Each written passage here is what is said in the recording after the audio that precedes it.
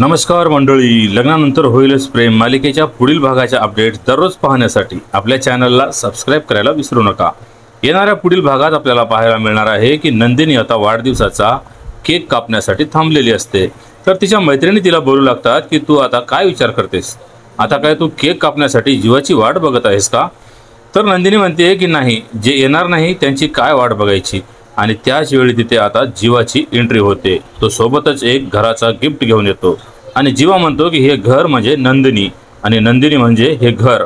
तर जीवाला बघून आता नंदिनीला खूप आनंद होतो। तर जीवाने आता नंदिनीला एक सरप्राईज दिलेलं असतं। तर इकडे भास्कर आता आनंद निवासच्या मालकाशी बोलत असतो की नंदिनीला जे पाहिजे ते तर मिळणारच नाही, पण तिला आता मी असं काही सरप्राईज देणार आहे की ना ती तिच्या पायाखालची जमीनच सरकेल। तर इकडे जीवा आल्यामुळे आता आनंद निवासमध्ये मोठं सेलिब्रेशन सुरू होतं। तर देशमुखांच्या घरी आता पार्थचे क्लायंट आलेले असतात आणि त्याच वेळी आता काव्याची तिथे एंट्री होते। काव्याने आता खूपच सुंदर साडी नेसली असते आणि पार्थ तिला बघून तिच्याकडेच बघत राहतो। सगळ्या क्लायंट सोबत पार्थ आता काव्याची भेट करून देतो की ही माझी बायको आहे।